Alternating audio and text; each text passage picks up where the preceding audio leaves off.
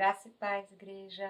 Mais uma semana reunidos para a honra e glória do nosso Senhor, para darmos continuidade aos estudos da segunda carta de Paulo aos Coríntios. Amém? Hoje, irmãos, nós vamos dar continuidade ao capítulo 6. Nós fomos até o versículo 2 na semana passada e vamos adentrar o versículo 1 do capítulo 7. Essa divisão foi feita, irmãos, de capítulos, versículos, essas partes que existem nas escrituras, elas não existem nos manuscritos, nos originais. Depois que os estudiosos foram lendo, foram fazendo as traduções, foram compreendendo que haviam temas e foram separando os trechos, os capítulos e os versículos em temas para facilitar a nossa compreensão e nosso estudo. Amém? Então, em alguns temas a gente entende que passa de um capítulo para o outro, um versículo outro, então a gente completa o estudo para que não fique um versículo solto no estudo seguinte. Amém? Vamos orar? Pai querido, nós te agradecemos por este dia, te agradecemos por mais este estudo, Senhor. Pai, nós te pedimos, seja conosco, que o teu Espírito Santo tenha plena liberdade em nós para nos instruir, para nos ensinar, para nos moldar conforme a tua vontade, Senhor, e conforme os teus ensinamentos. Nós te pedimos, desce sobre nós a tua sabedoria, aquela que faz com que nós compreendamos os teus desígnios não com os olhos da carne, mas sim com os olhos do Espírito. Seja conosco, Senhor. Trata-nos, instrui-nos. É o que nós te pedimos em nome de Jesus. Amém? Então, irmãos, vamos ler todo os capítulos, os versículos de hoje, e aí eu volto para a gente poder estudar por partes. Nós vamos dividir hoje o estudo em duas partes. Na primeira parte do capítulo 6, Paulo está tratando sobre o amor que ele sente pela igreja de Corinto. Então, a gente viu que ele veio falando ali do Ministério da Reconciliação, ele nos entregou ali algo que foi entregue ao Senhor, pelo Senhor a ele, que é o Ministério da Reconciliação, e no finalzinho ele fala, reconciliai-vos. Por quê? Porque aquela igreja estava ali, em parte, em rebelião. Na medida que ouvia doutrinas equivocadas e que considerava essas doutrinas, então estava se rebelando contra Deus. E aí ele termina essa parte que fala sobre essa reconciliação com Deus e também ali com ele, e ele completa essa parte da reconciliação aqui, nesses primeiros 13 versículos do capítulo 6 de segunda carta aos Coríntios. E na segunda parte, irmãos, ele vai tratar um pouquinho sobre um assunto um pouco diferente, que é a respeito da associação com pessoas que não professam a mesma fé. E aí ele fala do jugo desigual. Então, nós vamos estar vendo assim temas um pouco diferentes, mas para que a gente consiga fechar o capítulo 6, nós vamos separar por partes. Amém? Vamos lá? Vou ler do capítulo 6, de segunda carta aos Coríntios, do versículo 3 até o versículo 18, e vou ler o primeiro versículo do capítulo 7. Vamos lá? E não damos motivos de escândalo em atitude alguma, a fim de que nosso ministério não seja achado em falta. Ao contrário, como servos de Deus, recomendamo-nos de todas as maneiras em muita perseverança, em sofrimentos, privações e tristezas, em açoites, prisões e tumultos, em trabalhos árduos, noites sem dormir e jejuns, em pureza, conhecimento, paciência e bondade, no Espírito Santo e no amor sincero, na palavra da verdade e no poder de Deus, com as armas da justiça, tanto no ataque quanto na defesa. Por honra e por desonra, por difamação e por boa reputação, tidos por desonestos, mas sendo verdadeiros, como desconhecidos, porém bem conhecidos, caminhando como quem está prestes a morrer, mas eis que vivemos torturados, mas não mortos, entristecidos, mas sempre felizes, pobres, mas enriquecendo a muitas pessoas, nada tendo, mas possuindo tudo. Versículo 11. Ó irmãos em Corinto, temos falado francamente convosco com nosso coração aberto. Nosso amor fraternal por vós não está restrito. Contudo, vós tendes limitado vosso afeto para conosco. Em termos de justa retribuição, vos falo como a filhos. Abri, pois, também os vossos corações. Jamais os coloqueis em julgo desigual com os descrentes. Pois o que há de comum entre justiça e a injustiça? Ou que comunhão pode ter a luz com as trevas? Que harmonia entre Cristo e Belial? Que parceria pode se estabelecer entre o crente e o incrédulo? E que acordo pode existir entre o templo de Deus e os ídolos?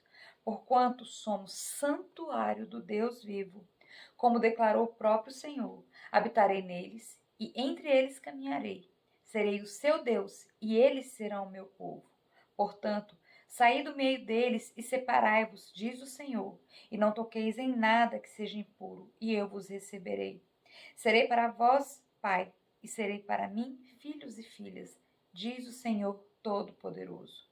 Amados, visto que temos essas promessas, purifiquemo-nos de tudo o que possa contaminar o corpo e, por conseguinte, a alma, aperfeiçoando a santidade no temor de Deus. Amém? Então, irmãos, nessa primeira parte, nós vamos aqui do versículo 3 ao versículo 13. Amém? Então, nós vimos ao longo do capítulo 6 que Paulo permanece defendendo o seu ministério de apóstolo, irmãos. Ele está ali usando argumentos, usando sugestões e atitudes, mas, acima de tudo, ele está defendendo o seu ministério de apóstolo. E, ao mesmo tempo, exortando e ensinando a igreja de Corinto sobre como serem cooperadores de Cristo e a não acolherem a graça de Deus de forma inútil. Eu expliquei isso na semana passada, porque na medida em que a igreja não estava recebendo o evangelho da graça, estava querendo adicionar mais itens para que a salvação acontecesse e não simplesmente, entre aspas, a fé por meio de Jesus Cristo, então eles estavam acolhendo a fé de forma inútil. Amém? Ao tratar sobre o ministério da reconciliação no capítulo 5, Paulo não apenas nos ensina sobre nossa reconciliação com Deus e sobre nos mantermos constantemente em paz com Ele, mas também ensina que todo cristão tem como responsabilidade levar o ministério da reconciliação a todos que se encontram em ira com Deus e a todos que estão sem a justificação, que só chega por meio de Cristo. Então ele nos ensinou que, uma vez convertidos, uma vez novas criaturas, nós, em Cristo, fomos reconciliados com Deus. E também é um dever nosso levar esse evangelho, levar essa reconciliação a outros. Amém? Aqui, a partir do versículo 3 do capítulo 6, Paulo continua trazendo orientações, sugestões, atitudes que nós, enquanto cristãos, devemos ter para com o próximo, mesmo quando nos sentimos ofendidos. Na verdade, a segunda carta de Paulo aos Coríntios é uma carta, irmãos, de reconciliação. Quando a gente vai prestando atenção na carta toda, aqui até esse capítulo 6, Paulo está tentando se reconciliar com aquela igreja. Ele está dando, ele explicando os motivos do sofrimento, ele está explicando o ministério dele, mas em todo o tempo a gente vê Paulo falando, olha, tudo que eu passo, eu estou passando por amor a vocês. Eu tenho zelo por vocês, eu tenho cuidado por vocês. O que Deus me entregou a respeito de vocês é para que vocês prosperem, para que vocês tenham plena salvação. Amém? Então, o tempo todo, ele está ali se reconciliando com essa igreja, irmãos. E é uma carta de amor. Ele se declara, principalmente aqui nesse capítulo 6, para esses irmãos. Amém? Aleluia. Onde Paulo expõe de muitas formas seus sentimentos, seus cuidados e principalmente seu amor por aqueles irmãos em Cristo Jesus. Nesse trecho, dos versículos 3 ao 13, Paulo mais uma vez expõe o seu amor por eles, abre seu coração e pede-lhes que se abram a ele também. Na verdade, a ele e aos discípulos que estavam ali, amém? Juntos, trabalhando pela mesma causa. Em algumas traduções é utilizado o termo dilatar ou alargar o coração. Aqui na minha tradução, que é a King James atualizada, o tempo todo ele vai falar de abrir os vossos corações, abrir os vossos corações. Mas, irmãos, lendo outras traduções, assim, mexeu comigo o termo dilatar ou o termo alargar. Porque ele fala assim, olha, abrir vossos corações, então, dilatem, sabe? Expandam esse amor. Alarguem um coração largo, a gente compreende maior o amor cristão quando a gente ouve essa palavra, dilata o seu coração, alarga seu coração. Então, assim, é bem bacana essas outras traduções também que expandem esse amor de Paulo. Amém? E pede que seja expandido em favor dele e dos outros discípulos também. Paulo nos ensina que quando abrimos nosso coração, estamos, na verdade, contribuindo para o crescimento espiritual de outras pessoas. Nos ensina também que um coração dilatado, aberto, precisa estar preparado para se submeter a suportar males. Precisa aprender a falar a verdade em amor e desistir de si mesmo em favor dos outros. Então, os argumentos que Paulo vai dando aqui para concluir pedindo à igreja de Corinto que abra o coração novamente para ele e para os discípulos também, é levando em consideração essas três questões, irmãos. Que o verdadeiro amor se submete a suportar males. Que o verdadeiro amor, em alguns momentos, vai ser mais duro, vai precisar exortar, vai precisar falar a verdade, a vontade de Deus, mas isso em amor, porque quem ama disciplina. Amém? E muitas vezes o amor sacrificial, o amor ágape, o amor fraternal, ele precisa desistir de si, abrir mão de si em favor de outros, que não alcançaram ainda aquilo que você alcançou diante de Cristo. Amém, meus irmãos? Paulo nos ensina o amor fraternal sem restrições. Ao longo dessa carta a gente vai vendo isso. Amém? Então, aqui nos versículos 3, 4 e 5, eu vou lê-los novamente, diz assim: não damos motivo de escândalo em atitude alguma, a fim de que nosso ministério não seja achado em falta. Ao contrário, como servos de Deus, recomendamo-nos de todas as maneiras em muita perseverança, em sofrimentos, privações e tristezas, em açoites, prisões e tumultos, em trabalhos árduos, noites sem dormir e jejuns. Nesses versículos, Paulo usa o seu próprio ministério para exemplificar sobre a necessidade de estarmos dispostos a suportar males em favor do próximo. Fala sobre perseverar em meio aos sofrimentos, às privações e às tristezas. Cita seus açoites, prisões, trabalhos árduos, noites sem dormir, jejuns. Irmãos, às vezes os jejuns de Paulo eram decididos por ele, mas às vezes as circunstâncias ali não permitiam. Então, alguns jejuns eram compulsórios mesmo. E não é porque faltava, era porque ele estava passando pela situação. Amém, irmãos? Pelos tumultos aos quais foi envolvido. Algumas dessas situações que quase levaram à morte. Nesses versículos, fala a igreja como um pai que não mede esforços por seus filhos. Nesse caso aqui, irmãos, filhos espirituais. No versículo 4, quando ele fala assim, ao contrário, como servo de Deus, ele está citando ali os males pelos quais eles passam, eles, outros discípulos. E aí a gente pode ver em Paulo o servo sofredor, amém? Que é citado por Isaías. Quando a gente vai estudar ali o iniciozinho de Isaías, a gente vê ele falando sobre esse servo sofredor. Então, ele está falando ali, olha, como servos de Deus, recomendamos de todas as maneiras e muita perseverança. Por que ele precisava perseverar? Porque não era fácil conviver com sofrimentos, com privações, com tristezas em favor daquela igreja. Amém? Não podemos desvincular o cristianismo de aflições. Todo aquele que serve o Senhor Jesus Cristo, todo aquele que quiser ser leal a Ele, necessariamente deverá compartilhar das suas provações. Um coração que se submete a suportar males é um coração sofredor. Mas ao mesmo tempo que é um coração sofredor, é um coração que se assemelha ao coração de Cristo. Amém? Que abre mão de si mesmo em favor de muitos. E de nós, incluídos aí. Amém? Nos versículos 6 e 7, Paulo diz: em pureza, em conhecimento, paciência e bondade, no Espírito Santo e no amor sincero, na palavra da verdade e no poder de Deus, com as armas da justiça, tanto no ataque quanto na defesa.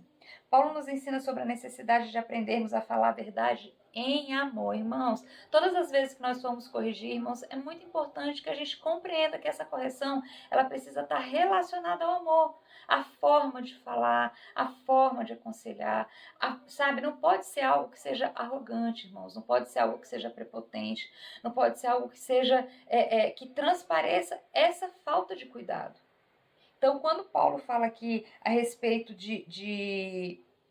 quando ele cita aqui no versículo 6, paciência, bondade, no Espírito Santo e no amor sincero, é justamente falar a verdade, exortar, disciplinar em amor. A sinceridade e a autenticidade precisam ser características evidentes no cristão, assim como a pureza, o conhecimento, a paciência e a bondade. Quando ele fala no Espírito Santo e no amor sincero, ali no versículo 6, Paulo está exercitando, irmãos, o fruto do Espírito, que a gente vê lá em Gálatas. Amém? O que é o fruto do Espírito? No que ele consiste? Consiste em amor, alegria, paz, paciência, benignidade, bondade, fidelidade, mansidão, domínio próprio. Todas as vezes que nós exortamos alguém e que nós consideramos o fruto do Espírito, irmãos, eu vou estar exercendo domínio próprio, eu vou estar exercendo a minha bondade, eu vou estar sendo ali, levando aquilo ali com alegria. Sabe, nós precisamos em paciência, em benignidade, nós precisamos ter esse cuidado, estar atentos àquilo que Paulo faz com aquela igreja, quando nós precisarmos, irmãos. Usarmos isso com outros irmãos ou quando nós formos disciplinados. Sabe, observar que é algo maior que está por trás, que é o amor que aquela pessoa, que aquelas pessoas têm pelas nossas vidas. Amém? Quando nós somos corrigidos, quando nós somos exortados, quando nós somos direcionados, é porque alguém está exercendo o amor cristão sobre as nossas vidas. Aleluia! Essas virtudes espirituais precisam ser características de um caráter cristão que está sendo aperfeiçoado diante de Deus para um serviço de excelência para com o próximo. Nós somos falhos, irmãos. Muitas vezes nós vamos errar, mas nós precisamos entender que nós estamos nos aperfeiçoando dia após dia. O nosso serviço precisa ser um serviço de excelência. E para que ele seja um serviço de excelência, nós precisamos também estar dispostos a ser moldados, a ser transformados conforme a imagem e semelhança do Senhor. Amém? Por isso nós precisamos exercitar o fruto do Espírito. Aleluia! No versículo 7 diz assim: na palavra da verdade e no poder de Deus, com as armas da justiça, tanto no ataque como na defesa. Irmãos, esse versículo é bem interessante, porque Paulo está ali dizendo que ele tem lutado por aquela igreja, mas que ele está lutando com armas espirituais. Quando ele fala aqui, no ataque e na defesa, ele fala na palavra da verdade e no poder de Deus. Aleluia! Então ele fala de armas espirituais para lidar com batalhas espirituais. Por que, irmãos, que aquela igreja estava sendo perseguida? Por que aqueles homens estavam ali infiltrados, tentando mudar a doutrina que Paulo havia recebido do Senhor e estava ali ensinando para aquela igreja? Porque era essa a intenção de Satanás. A intenção de Satanás era levar aquela igreja para o buraco, fazer aqueles irmãos se desvirtuarem, não estarem mais em situação de paz com Deus e sim de ira, aprendendo um evangelho diferente daquilo que foi proposto por Jesus, exercitando idolatria. Amém? Então, irmãos, para lidar com batalhas espirituais, nós usamos armas espirituais. E quando Paulo fala de armas da justiça aqui, nós nos remetemos a Efésios 6, quando fala da armadura de Deus, a armadura do Espírito. Então, quando ele fala tanto no ataque quanto na defesa, a gente sempre tem que considerar que Paulo, ele estava ali, vivendo aquele tempo, domínio de Roma.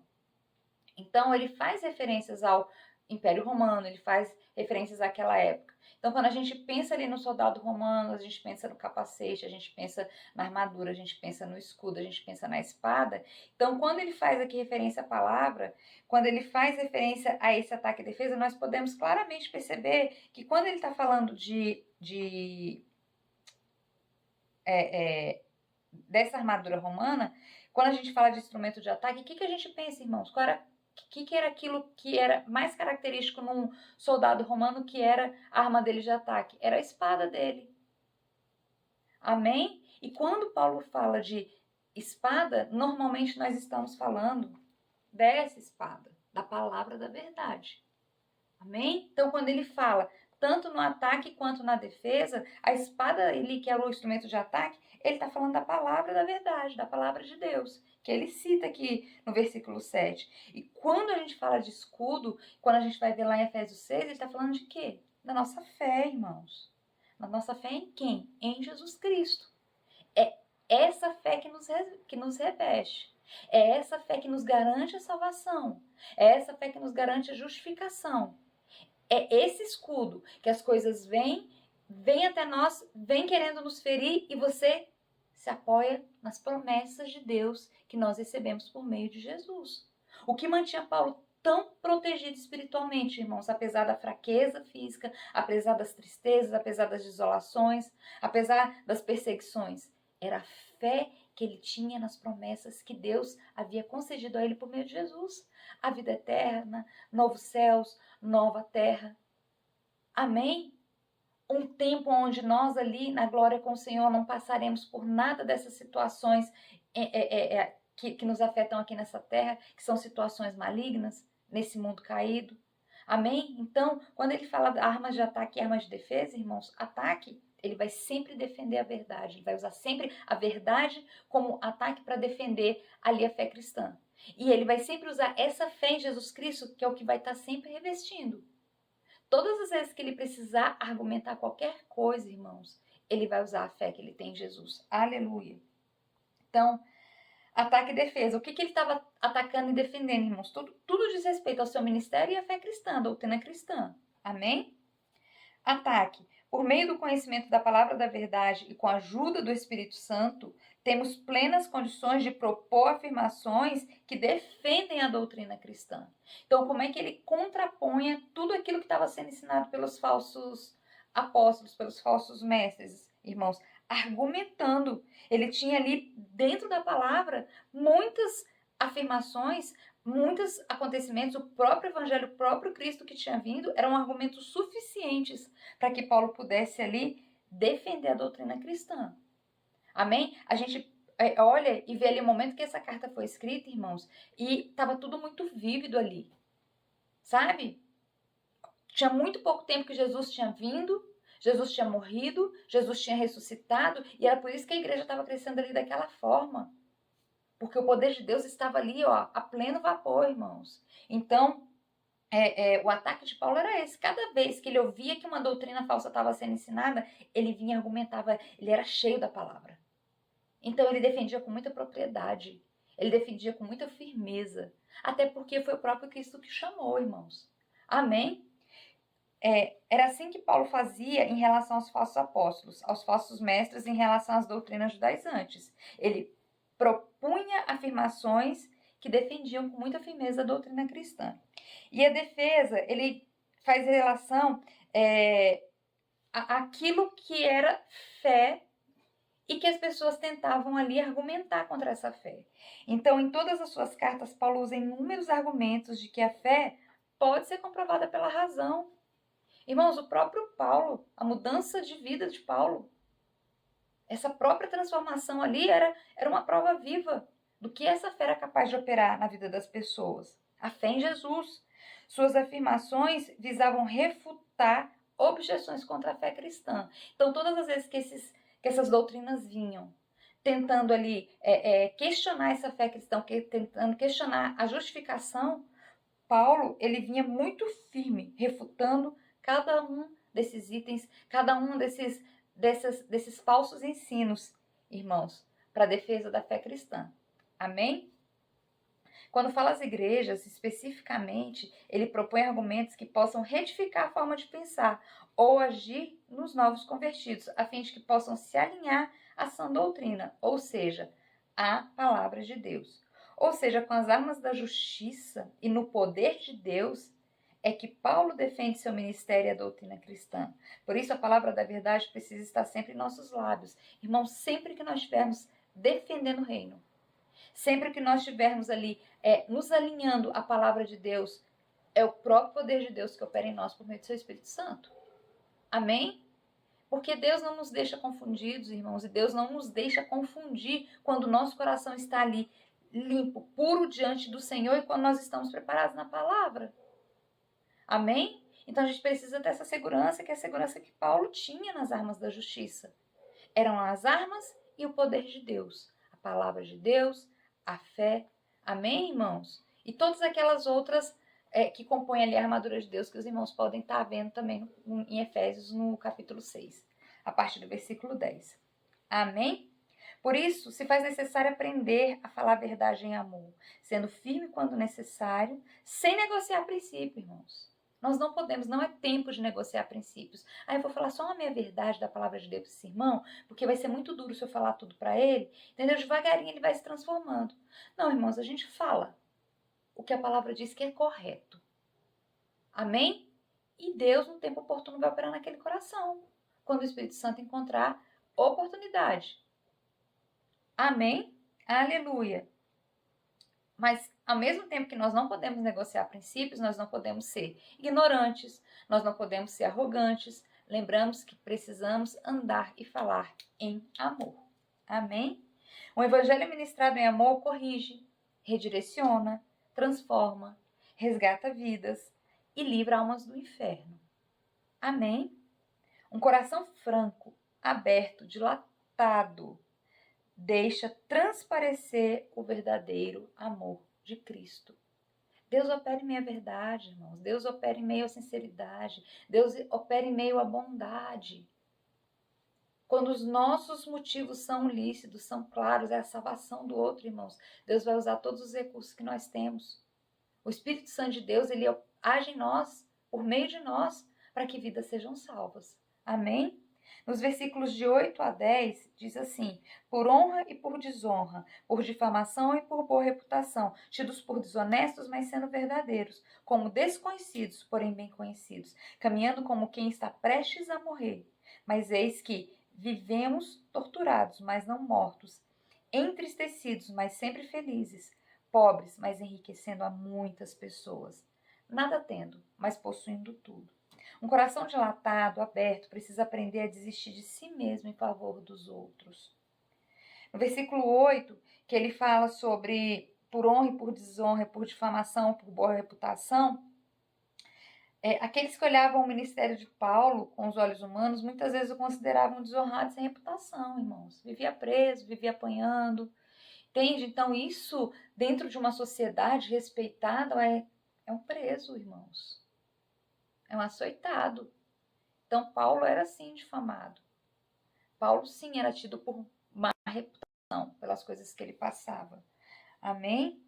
Mas Paulo não estava preocupado com a honra que viria dos homens. Ele estava preocupado com a que vinha de Deus, pela sua fidelidade, pela sua verdade. Que honra que Deus prestava a Paulo? O crescimento das igrejas, irmãos. O estabelecimento das igrejas. A consciência de Paulo estava cativa a Deus. Não estava cativa ao que ele via, ao que ele sentia. Estava cativa ao que era a vontade de Deus e ao que ele percebia acontecendo no mundo espiritual. Ele percebia que as guerras que ele estava guerreando com homens era primeiro nas regiões espirituais. E ele percebia também que ele tinha vitória nessas batalhas todas as vezes que a palavra chegava aos quatro cantos do mundo, todas as vezes que eram multiplicados o número de pessoas que serviam a Jesus e que criam na sua salvação e no seu evangelho. Amém? Aleluia. Quando ele fala por difamação, Paulo, diferente de muitos outros mestres, não tinha carta de recomendação, irmãos. Como eu falei para os irmãos em outro momento desse estudo, que normalmente os mestres, quando eles chegavam numa igreja, eles chegavam com cartas de recomendação das suas igrejas. E que chegou um momento em que estava chegando tanta gente, né? E chegavam os judaizantes, chegavam os próprios judeus ali querendo mudar a doutrina, que começaram a pedir cartas de recomendação mesmo para saber que vinham ali da parte da sã doutrina. Só que Paulo não tinha essa pessoa que o recomendasse, irmãos. Então, qual era a carta de Paulo? Era a própria vida dele, a transformação pela qual ele passava, as conquistas que ele tinha ali por onde ele passava naquelas igrejas que eram estabelecidas. Paulo era a própria carta escrita por Deus, a vida dele, a transformação dele. Amém? A carta de recomendação de Paulo era Cristo morto e ressurreto. E essa transformação que tinha vindo na vida dele por meio desse Cristo morto e ressurreto. Aleluia. Aleluia. Paulo era uma carta viva. A própria vida de Paulo, transformada e habitada pelo Espírito Santo de Deus, era uma carta da verdade de Deus. Aleluia. Versículo 9. Como desconhecidos, porém bem conhecidos, caminhando com quem está prestes a morrer, mas eis que vivemos torturados, mas não mortos. Bem conhecidos. Por que eles eram bem conhecidos, irmãos? Por Deus. Aleluia. Era Deus quem o preservava vivo. Era Deus quem o fortalecia. Ele e seus discípulos. Versículo 10. Entristecidos, mas sempre felizes. Pobres, mas enriquecendo a muitas pessoas. Nada tendo, mas possuindo tudo. Entristecido pelas perseguições, pela incredulidade do povo, irmãos. Mas feliz. Por quê? Porque ele estava completamente debaixo da vontade de Deus. pobres de acordo com os olhos humanos, mas levando a muitos o dom mais precioso que existia, irmãos. Qual era o dom da salvação? O dom da vida eterna. Essa salvação por meio de Jesus Cristo. Amém? Então ele fala, olha, pobre, mas eu tenho o dom mais precioso que existe, a salvação. E é esse dom precioso, é essa riqueza que eu estou levando a muitos. Aleluia! Nada tendo, mas possuindo o mais importante, a vida eterna. Então, como eu expliquei para os irmãos nos outros capítulos, Paulo, como eu falei agora que a consciência dele estava cativa a Deus, ele sabia, ele compreendia que o reino de Deus não era deste mundo. Então ele estava aqui cumprindo a missão dele, fazendo o melhor que ele podia fazer, mas crendo que as riquezas, que a alegria, que a paz, tudo estava em servir a Deus com excelência, estar debaixo da sua perfeita vontade e cumprir o seu serviço aqui nessa terra. Amém? Com muita excelência. Aleluia! Por isso, muitas vezes, a alegria do evangelho pode parecer loucura, porque nossos bens mais preciosos não são visíveis, porque eles não são desse mundo. Nossas alegrias são eternas e dadas por Deus, mas são as alegrias por meio de Jesus. Aleluia! Nossa alegria precisa estar em servirmos e sermos fiéis ao Senhor. Quer as pessoas nos caluniem, quer elas nos elogiem. Então, o que importa para nós é prestarmos o serviço, sermos fiéis ao Senhor e termos a certeza de que Ele tem se agradado daquilo que temos feito. Amém? Devemos permanecer firmes e alegres nas dificuldades, porque é do Senhor que vem a nossa força. A desonra, a difamação, a tortura, as tristezas, as dificuldades vividas por Paulo e por seus discípulos se tornavam desprezíveis frente à salvação que chegava a muitos. Esses muitos que chegavam, esses salvos que chegavam, era isso que fortalecia, que renovava, que dava mais ânimo, sabe? Que no meio da tribulação eles falavam, tem mais para chegar, tem mais para ser salvo, tem mais para receber a palavra da salvação, a palavra da verdade. Amém? Aleluia. Versículos 11 a 13.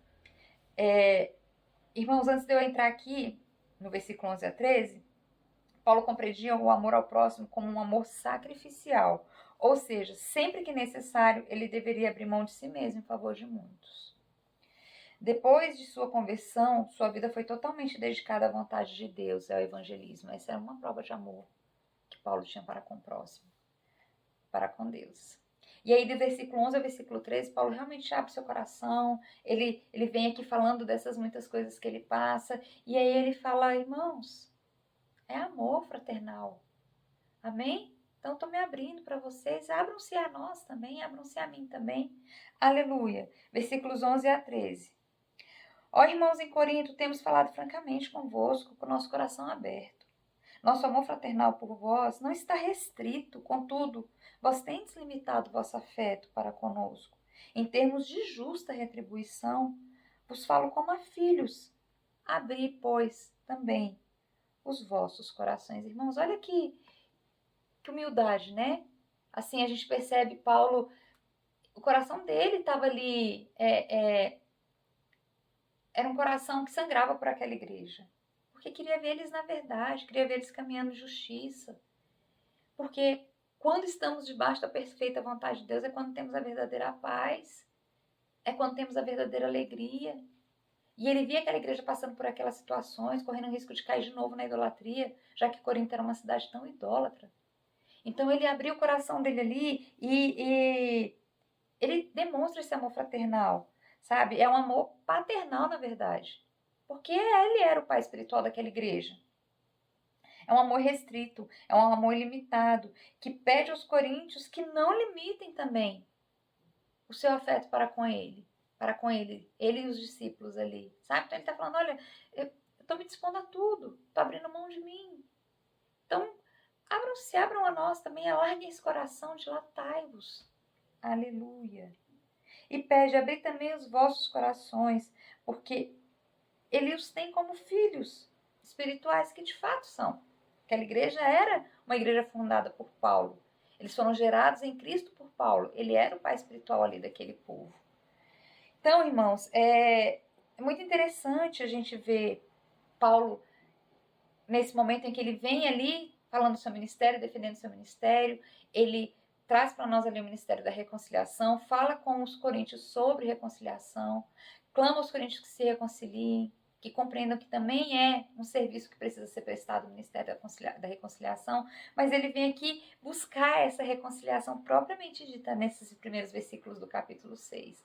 Sabe, ele fala, olha, se abram a mim, sabe, não me amem de forma restrita, não limitem vosso afeto para comigo, para conosco, sabe, abram seus corações também, se dilatem, alarguem esse coração de vocês, porque o amor que eu tenho por vocês é muito grande.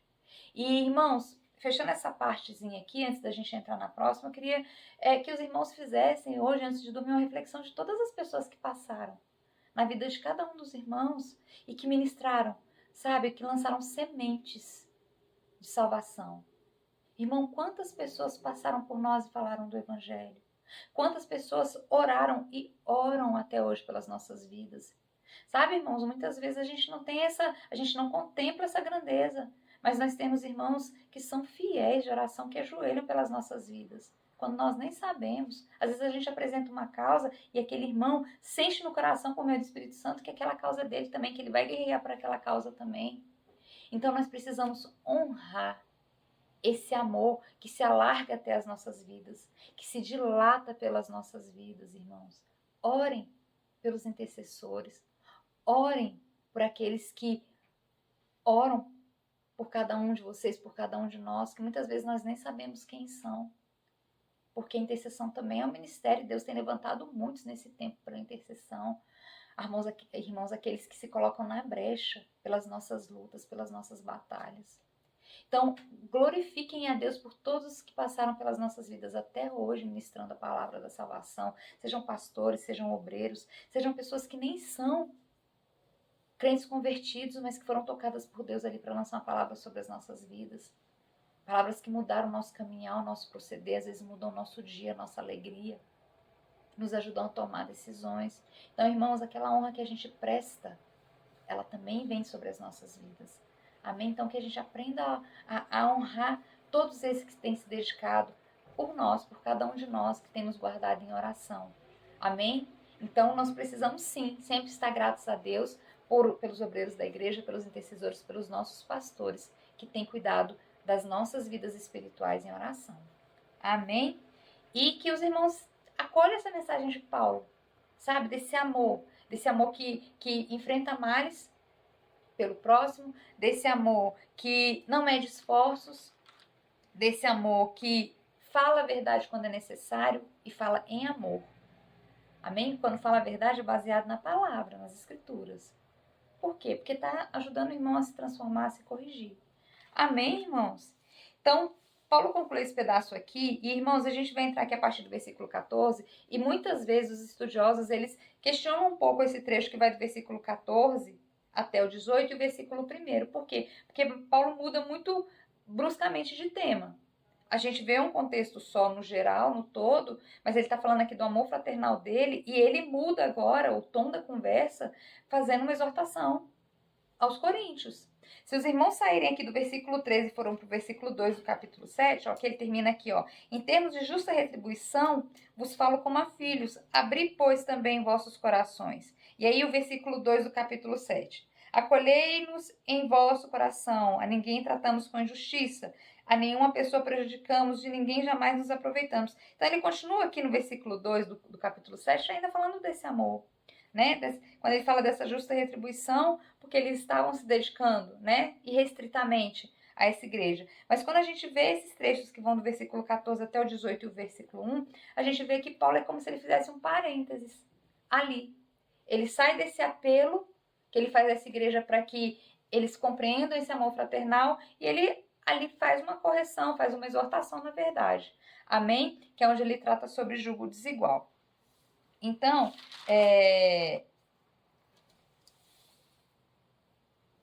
muitas vezes a gente, né, fica assim, mas será que estava mesmo? Será que no cânon estava esse trecho? Irmãos, todos os estudos que eu vi, esse trecho ele está no original, nos escritos originais, tá? Ele não foi encaixado, ele não veio de outra carta e acabou se encaixando aqui, não. Em todos os escritos originais, esse trecho do versículo 14 até o 18 e o primeiro versículo do capítulo 7, eles constam. Então, foi um parênteses mesmo que Paulo fez. E aí, irmãos, eu vou ler esse pedacinho aqui e vou pedir aos irmãos que acompanhem também comigo um trecho que a gente já estudou de 1 Coríntios. Então, vamos lá. Versículo 14. Jamais vos coloqueis em julgo desigual com os descrentes, pois o que há de comum entre a justiça e a injustiça? Ou que comunhão pode ter entre a luz e as trevas? Que harmonia entre Cristo e Belial? Que parceria pode se estabelecer entre o crente e o incrédulo? E que acordo pode existir entre o templo de Deus e os ídolos? Porquanto somos santuários do Deus vivo, como declarou o próprio Senhor: habitarei neles, e entre eles caminharei. Serei o seu Deus, e eles serão o meu povo. Portanto, saí do meio deles e separai-vos, diz o Senhor, e não toqueis em nada que seja impuro, e eu vos receberei. Serei para vós pai, e sereis para mim filhos e filhas, diz o Senhor Todo-Poderoso. Versículo 1 do capítulo 7. Amados, visto que temos essas promessas, purifiquemo-nos de tudo que possa contaminar o corpo, e por conseguinte, a alma, aperfeiçoando a santidade no temor de Deus. Amém? Agora eu vou convidar os irmãos a ir lá na primeira carta de Paulo aos Coríntios, no capítulo 5, do versículo 9 ao versículo 13. Amém? Paulo diz assim: já vos adverti por carta que não vos associasseis a nada que fosse imoral. Dizendo isso, não me refiro às pessoas imorais deste mundo, nem aos avarentos ou aos ladrões, ou ainda aos idólatras. Se assim fosse, seria necessário que saísseis do mundo. Entretanto, agora vos escrevo para que não vos associeis com qualquer pessoa que, afirmando ser irmão, for imoral ou ganancioso, idólatra ou caluniador, embriagado ou estelionatário. Com pessoas assim, não deveis sequer sentar-se para uma refeição.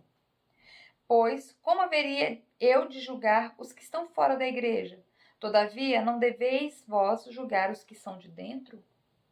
Contudo, Deus julgará os que são de fora. Expulsai, portanto, do vosso meio esse que vive na prática da indecência. Então, Paulo já vinha aqui, fazendo uma exortação, falando sobre essa questão da associação com pessoas que não têm professado a fé cristã como deveria estar sendo professada. Amém? Aleluia. Nesse trecho, Paulo faz mais um apelo aos coríntios, que não se coloquem em julgo desigual com os descrentes. Tanto nessa primeira parte aqui de primeira carta aos Coríntios, quanto nessa que eu li aqui do versículo 14 até o 18, no versículo 1 do capítulo 7. Quando Paulo fala de descrentes, como ele está citando aqui no versículo 14, ele fala sobre aqueles que não receberam a Jesus e o Evangelho. Então, quando a gente vê lá no 1 Coríntios, ele está falando, claro, que ele está pedindo aos irmãos que fiquem de olho naqueles que estão dentro da igreja. Então, quando os estudiosos olham esses versículos aqui, eles falam que há algumas possibilidades, que Paulo pode estar fazendo referência a essa situação lá, daquela primeira carta aos Coríntios. Ele pode estar fazendo referência ali aos idólatras, aos beberrões, aos ladrões, aos avarentos, aos maldizentes. E aí a gente vê que no capítulo 8, 9 e 10 de 1 Coríntios, Paulo também pede aos coríntios que não frequentassem as festas pagãs, os festivais, ali dedicados às deusas, aos inúmeros ídolos, onde havia idolatria, prostituição, sacrifícios, e que também eles não comessem carnes sacrificadas aos ídolos naqueles templos pagãos. Então, nos capítulos 8, 9 e 10 de 1 Coríntios, Paulo também está falando dessas associações. Mas nesse trecho da segunda carta aos Coríntios, Paulo ele pode estar muito bem fazendo referência aos falsos apóstolos e aos falsos mestres. Certo? Porque é uma concordância, porque é como ele vem nessa carta. Então, como ele vem ali o tempo todo apontando, questionando esses homens que estão se infiltrando no meio da igreja, quando ele fala de associação aqui, a gente pode considerar, e há um consenso entre os estudiosos, que ele está falando dessa associação que alguns coríntios, alguns membros da igreja de Corinto estavam fazendo com esses falsos apóstolos, com esses falsos mestres. Aleluia. Porque eles estavam trazendo um falso evangelho e tentando iludir os irmãos, minando a autoridade de Paulo e tentando tomar o controle da igreja. Amém? Como o contexto de 2 Coríntios é voltado para a defesa que Paulo faz de seu ministério em relação a esses ataques desses homens, desses falsos mestres, concorda-se que é sobre eles que Paulo trata em relação ao jugo desigual. Então, ali atrás, na primeira carta aos Coríntios, ele está falando em relação aos membros da igreja, e aqui mais especificamente, quando ele fala desses descrentes, ele está falando desses que não receberam a fé por meio de Jesus plena. Amém? Aleluia. Nós não podemos ser coniventes com o erro e nem nos associar ao pecado ou aos erros de pessoas com quem convivemos. Precisamos estar sempre alertas aos verdadeiros valores cristãos. Vale ressaltar que qualquer associação com incrédulos que coloque a nossa fé em risco e em perigo de ser contaminada pode ser contemplada por essa passagem. Amém? Aqui Paulo está fazendo um alerta à igreja de Corinto para que não se associe a esses falsos mestres, porque a doutrina que eles ensinam é como se fosse um jugo desigual, irmãos. E aí a gente vai falar um pouquinho sobre a questão do jugo desigual, tá? Por que Paulo usa esse termo, que na verdade é um termo que era usado no Antigo Testamento, quando o Senhor deu ali ao povo judeu Levíticos, deu Deuteronômio, Deus falou sobre a questão do jugo desigual, acerca de coisas, acerca de animais, acerca de sementes ali do plantio. Então, quando ele fala aqui de jugo desigual, ele trata mais especificamente a esse ensino que estava sendo ensinado por esses falsos apóstolos e pelo fato de muitos membros dessa igreja estarem sendo coniventes com esse estudo, estarem recebendo esses homens e fazendo ali, sabe, um meio termo, ouvindo, levando em consideração e tudo mais. Do grego, a palavra jugo quer dizer ferramenta de trabalho que associa dois animais, que os junta pela mesma peça, seja uma peça de madeira ou seja uma peça de ferro, e aí neles, irmãos, é atrelado um arado. E aí atrás vai uma pessoa guiando, né, esse arado guiando esses bois e tocando esses bois, e eles vão arando a terra, certo? Eles vão puxando ali o arado e vão arando a terra. Então imagina, você junta dois bois, são dois animais com mais ou menos o mesmo peso, mais ou menos a mesma estrutura, mais ou menos a mesma força. Então, o jugo era isso, era essa peça que unia esses animais, era encaixado o arado, o lavrador vinha atrás guiando tanto o arado quanto esses animais e eles iam lavrando a terra. No Antigo Testamento, quando Deus ensina ali, libera as leis sobre o povo de Israel, tanto no versículo 19 do capítulo 19 de Levítico, se os irmãos quiserem depois dar uma olhadinha lá, os irmãos podem ir até lá, eu não vou ler, tá bom? Quanto no capítulo 22 de Deuteronômio, nos versículos 9 e 10, são feitas referências à questão de misturar sementes, misturar animais, misturar coisas, tá certo? Então, se os irmãos quiserem entender essas leis que foram dadas por Deus, porque Deus é correto em tudo, nada é sem porquê, irmãos. Nada é sem porquê. Então, quando Deus fala sobre não misturar, que vocês vão ver lá em Deuteronômio 22, nos versículos 9 e 10, Deus fala sobre não misturar jumento e bois no arado. Fala sobre não sobrecarregar uma espécie mais forte ou prejudicar uma mais fraca. Irmãos, quando você pensa a estrutura do boi, a estrutura do jumento, e Deus é claro lá nesse capítulo 22 de Deuteronômio, o que ele está dizendo? Não dá, porque vai sobrar mais peso para o boi, porque o jumento é mais fraco, ou se o jumento quiser puxar mais força, ele vai se machucar, porque ele não vai dar conta. Amém? Então, quando Paulo traz aqui a questão do jugo desigual, quando a gente traz para essa citação que é feita aqui em 2 Coríntios, Paulo está dizendo que o ensino daqueles mestres era incompatível com o evangelho da graça, que era pregado por Paulo.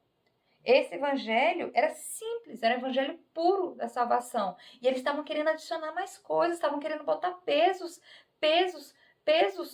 para que esse evangelho fosse o evangelho da salvação. Então, enquanto Paulo ensinava por meio da fé, recebeu Jesus, creu com o coração, se arrependeu de todos os seus pecados, se tornou uma nova criatura, você está salvo. Amém? Os seus pecados foram perdoados.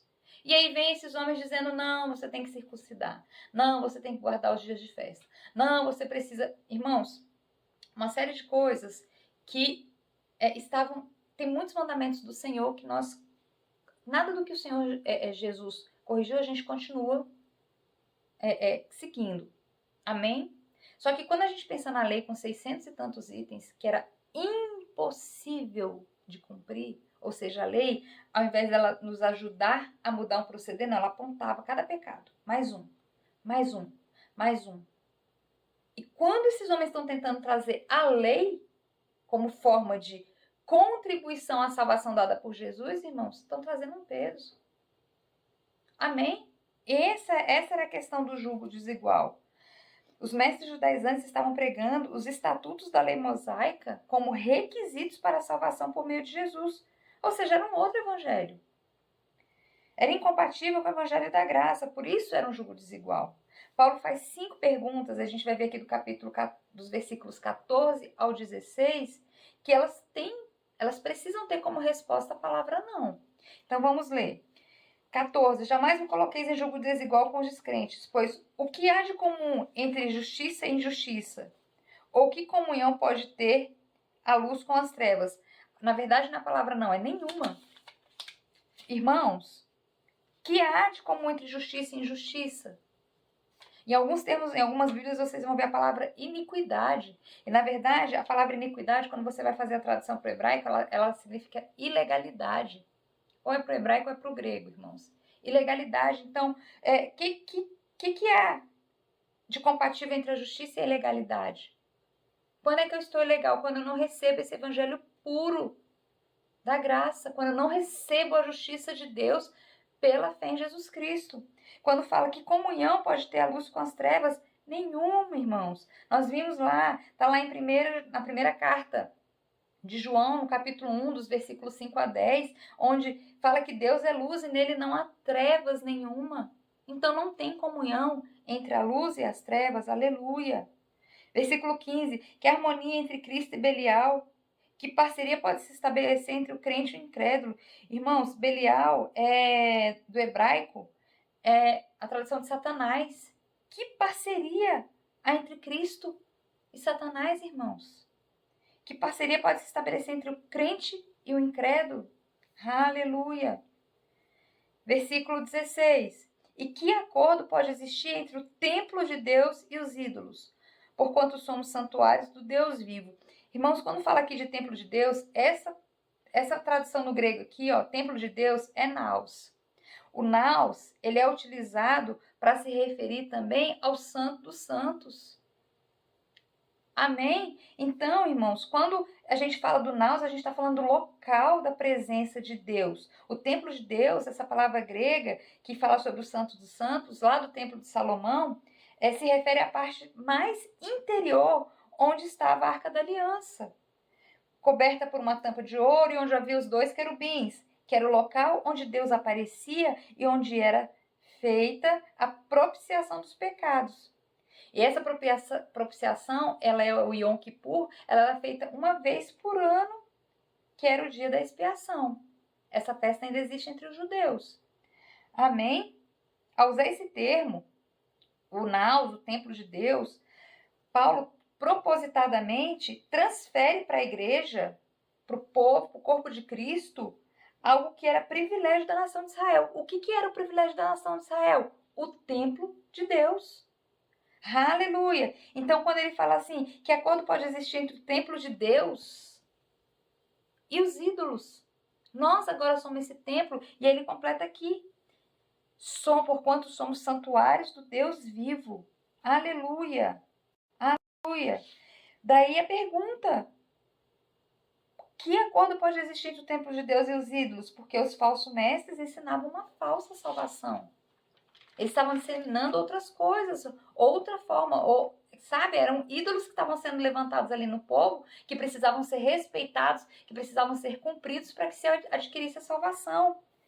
Paulo termina o versículo 16, e aí aqui a segunda parte, que ele fala assim, ó, como declarou o próprio Senhor, habitarei neles e entre eles caminharei, serei o seu Deus e eles serão meu povo. Esse versículo está lá em Levítico, no capítulo 26, faz referência aos versículos 11 e 12. Novamente, Paulo transfere para a igreja, para o corpo de Cristo, algo que era de Israel na antiga aliança. E o que era? Deus caminhando entre o povo, as pessoas sendo povo dele e ele sendo nosso Deus. Então, era só para Israel, irmãos. E, na verdade, não é que são dois povos diferentes. Não, na verdade, era para ter sido feita a transição da antiga para a nova aliança, mas muitos não receberam a Jesus como Senhor e Salvador. E, na verdade, hoje o Senhor habita em nós, na mais pura essência, por meio do Espírito Santo. Então, essa promessa está cumprida. Habitarei neles e entre eles caminharei. Aleluia! Serei o seu povo, serei o seu Deus e eles serão o meu povo. Glórias a Deus.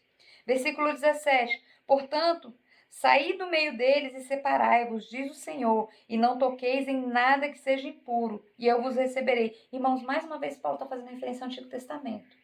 Eu não sei se os irmãos lembram que no estudo da Carta aos Romanos eu expliquei para os irmãos que muitas vezes essa forma de ensino, uma forma onde você faz referência a textos que são recebidos para o público com quem você está falando, é uma forma de reafirmar a doutrina que você está ensinando, que você está passando. Então, Paulo está usando ali o quê?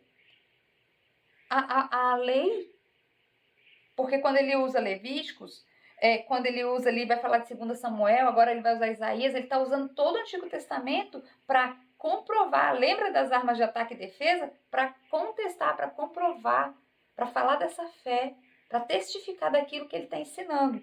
Então, quando ele fala aqui, saí do meio deles e separai-vos, diz o Senhor, e não toqueis em nada que seja impuro, irmãos, essa referência aqui, que está lá em Isaías, no capítulo 52, no versículo 11, diz respeito à saída da Babilônia, quando o povo terminou aquele tempo de cativeiro, e o Senhor fala para esse povo, sai, deixa tudo e volta de novo para a terra prometida. Então ele está falando, sai do meio desse povo que é impuro, sai do meio desse povo que não me reconhece como Deus, e não toque em nada, não se misturem. O tempo todo Deus está falando aqui, não se misturem, sabe, sejam separados. Aleluia. E aí Paulo vem aqui no versículo 18 e cita 2 Samuel, no capítulo 7, no versículo 14. Serei para vós pai, e sereis para mim filhos e filhas, diz o Senhor Todo-Poderoso.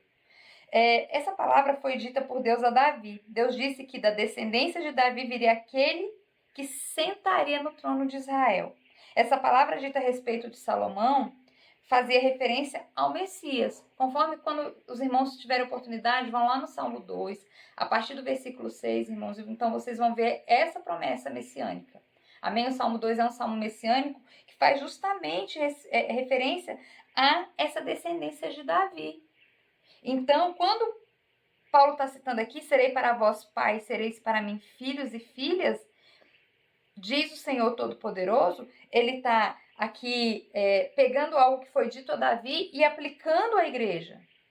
Porque está dizendo que nós somos filhos de Deus e Deus é nosso pai, baseado nas promessas feitas a Davi, na descendência que viria por meio do Messias. Amém? De Davi, da raiz de Jessé, viria o Messias. Essa era a promessa, irmãos. E nesse Messias nós seríamos feitos não apenas servos, como fomos filhos de Deus por meio de Jesus. Em Cristo Messias, nós somos filhos de Deus e Deus é nosso Pai. Amém? E aí, Paulo conclui essa exortação no primeiro versículo do capítulo 7. Amados, visto que temos essas promessas, purifiquemo-nos de tudo o que possa contaminar o corpo e, por conseguinte, a alma, aperfeiçoando a santidade no temor de Deus. Tendo essas promessas, que promessas são essas? Somos em Cristo a descendência de Davi, que nos torna filhos de Deus e Deus nosso Pai. Então, purifiquemo-nos de tudo que possa contaminar o nosso corpo, a nossa alma, o nosso espírito. O que estava contaminando aquele povo, irmãos? As falsas doutrinas, aqueles falsos apóstolos, aqueles falsos mestres. Fica muito claro para nós aqui que quando fala purifiquemo-nos de tudo que possa contaminar o corpo, é uma decisão nossa. Nós é que decidimos, irmãos, nos purificar. Nós é que decidimos não nos contaminar. Amém? É uma atitude que deve partir de nós. A purificação, a separação, a santificação. Amém? Nós precisamos nos separar de toda impureza física, de toda impureza moral, irmãos, e de toda impureza espiritual. Irmãos, nós precisamos estar atentos a essas questões. Ao que temos nos associado? A quem temos nos associado? O que é que temos defendido, irmãos? A quem temos defendido? Nós precisamos estar muito espertos nesse tempo, porque Satanás não tem brincado de cegar o entendimento da igreja. A quem estamos nos associando? De quem são as palavras que repetimos? De quem são as teorias que defendemos? Irmãos, elas precisam estar conectadas com a palavra de Deus. As teorias, as pessoas, aquilo que falamos. Nós precisamos estar atentos para não nos contaminarmos com as coisas desse tempo, irmãos. Amém? Aleluia. Nosso corpo físico, a nossa moral, as nossas emoções, o nosso espírito. Amém? E aí, irmãos, quando Paulo fala aqui de julgo desigual, nesse caso específico, eu já estou concluindo, Paulo está falando de associação com outros homens. Homens que eram falsos mestres, falsos apóstolos, que estavam deturpando a sã doutrina. E, irmãos, quando a gente pensa no mundo de hoje, a gente trabalha, a gente frequenta alguns lugares, né? Em que a gente naturalmente vai estar convivendo com pessoas que são descrentes, irmãos.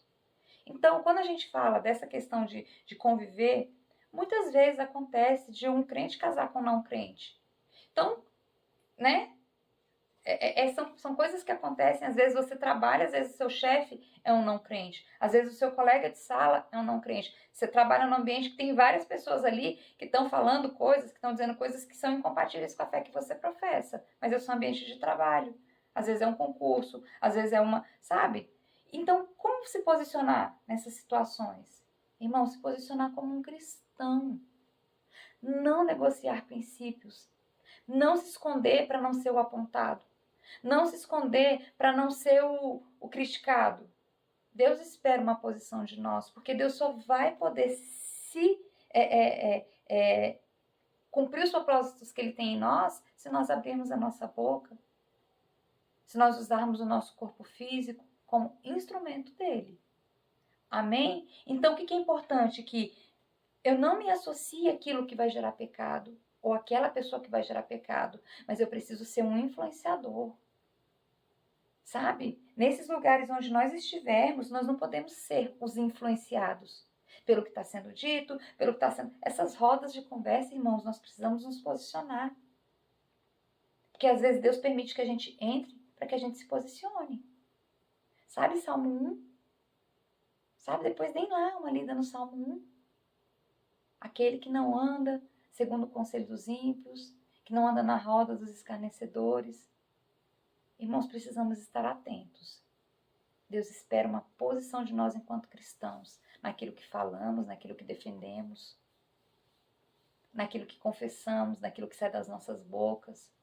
Não devemos sair com palavras vãs das nossas bocas, principalmente nos momentos de ira, ou nos momentos em que precisamos fazer defesa, irmãos. Em tudo, nós precisamos estar ali associados à palavra. E às vezes é difícil, irmãos, porque às vezes a gente vai errar. Mas nós precisamos estar ali, contritos diante de Deus, arrependidos diante de Deus, pedindo: Senhor, nos ajuda da próxima vez, nos ajuda a acertar. Enche-nos com a Tua palavra, enche-nos com o Teu Espírito Santo, para que nós não sejamos os influenciados, mas que nós sejamos os influenciadores deste tempo. Amém, irmãos? Estamos no mundo, iremos conviver com pessoas descrentes, com fé, com doutrinas diferentes. A questão é: precisamos ser sal e ser luz neste tempo e nesses relacionamentos. Amém, irmãos? Vamos orar. Pai querido, nós te agradecemos por este tempo, te agradecemos pelos ensinos de hoje, Pai. São muitas coisas, Pai. O Senhor nos falou de amor, o Senhor nos falou de sermos cristãos no momento em que precisamos ser, seja em amor, seja em exortação, seja em proceder no nosso caminhar. Pai, nos ajuda. Somos dependentes de Ti. Somos dependentes da Tua misericórdia e da Tua bondade. Ajuda-nos a transformar o nosso jeito de ser, o nosso jeito de pensar, o nosso jeito de falar, o nosso jeito de agir. Que muitos sejam atraídos a Ti por meio de nós. pelo nosso jeito de ser, pelas palavras que saem da nossa boca, pelos nossos pensamentos, pelo afeto que compartilhamos. Pai, que o nosso coração seja alargado, Pai. Que o nosso coração seja dilatado. Que quando precisarmos fazer correções que sejam em amor, que quando formos corrigidos, recebamos essas correções em amor, Senhor. Pai, visita o nosso proceder, visita os nossos corações. Alinha-nos com a tua vontade. Alinha-nos com o teu querer. Perdoa-nos nas nossas faltas e nas nossas dificuldades, Pai. Estamos caminhando. Estamos querendo te conhecer, estamos prosseguindo em conhecer, Pai. Então, nos ajuda, Senhor. Espírito Santo de Deus, continua tendo liberdade em nós. Fala às nossas mentes, aos nossos corações, continua nos instruindo ao longo dessa noite, ao longo dessa semana. E prepara-nos para mais um estudo na semana que vem. Pai, sou grato pela vida dos meus irmãos. Abençoa o descanso. Abençoa, Pai, o sono de cada um. Visita as aflições, visita as necessidades, Pai. Renova as forças. Dai-nos sempre um coração alegre e disposto, porque os nossos olhos não podem estar aqui. Eles precisam estar em Ti. Sou grato pela vida de cada um, Pai. Abençoa-nos, abençoa-nos, abençoa-nos. Assim nós oramos, concordamos e já te agradecendo por este tempo. Em nome de Jesus. Boa noite, meus irmãos. Fiquem em paz.